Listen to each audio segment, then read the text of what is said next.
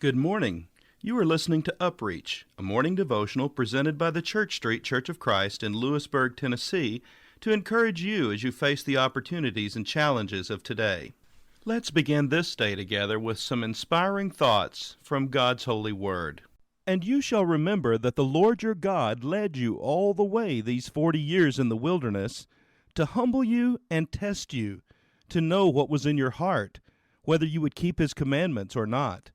So he humbled you, allowed you to hunger, and fed you with manna which you did not know, nor did your fathers know, that he might make you know that man shall not live by bread alone, but man lives by every word that proceeds from the mouth of the Lord. Deuteronomy chapter 8, verses 2 and 3. Dependence and independence must go hand in hand. After all, there is no lovelier feeling in this life than to be needed. E.V. Lucas wrote a very lovely kind of parable. A mother lost her soldier son. The news came to her in dispatches from the war. He had fallen fighting nobly at the head of his regiment. She was inconsolable. "Oh, that I might see him again," she prayed, "if only for 5 minutes, but to see him." An angel answered her prayer. "For 5 minutes," said the angel, "you will see him." "Quick, quick," said the mother, her tears turned to momentary joy. "Yes," said the angel, "but think a little. He was a grown man. There are 30 years to choose from. How would you like to see him?" And the mother paused and wondered. "Would you see him," said the angel, "as a soldier dying heroically at his post?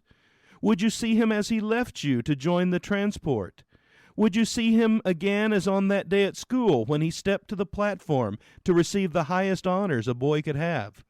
The mother's eyes lit up. "Would you see him," said the angel, "as a babe at your breast?" And slowly the mother said, "No, I would have him for 5 minutes, as he was one day when he ran in from the garden to ask my forgiveness for being naughty.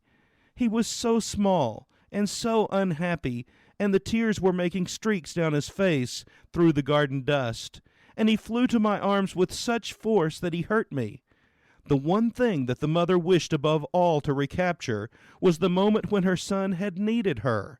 There is nothing more moving in life than to hear someone say, "I need you. I cannot do without you." There is a lovely dependence which should be the aim of every parent in connection with his or her child. There is no more uplifting feeling than to see someone, a child or a pupil or a student, facing the tasks of life competently, adequately, and gallantly, and to know that we had something to do with equipping him for them. It would be very wrong to aim to keep a child forever tethered to the apron strings and forever dominated by a parent's personality. Our aim must never be to do things for children, but rather to enable them to do things for themselves. Our aim must never be to take a child's decisions for him in every case, but to enable him to take them wisely and bravely for himself. However lovely dependence is, independence is the aim of the whole process of upbringing and of education. We must also be dependent forever upon God. And yet at the same time, we must be able to stand on our own 2 feet and to meet life as it comes to us. What about you today? Do you fully recognize your need for God? Do you truly recognize the truth that you cannot exist without him? Are you depending upon God today? This has been UpReach, a presentation of the Church Street Church of Christ in Lewisburg, Tennessee. I am Kyle Bolton, the pulpit minister at Church Street, and I would like to personally invite you to come and share times of Bible study and worship with us each week. We meet every Sunday at 9 o'clock a.m. for our morning worship, followed by our Sunday school for all ages at 10:15 a.m. Then we meet again at 6 o'clock p.m. for our evening worship. We also have a midweek meeting for devotion and Bible study on Wednesdays at 6:30 p.m. I hope to see you there.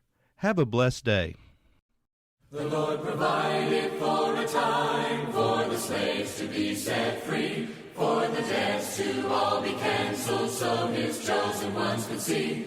His deep desire was for forgiveness, he longed to see their liberty, and his yearning was embodied in the year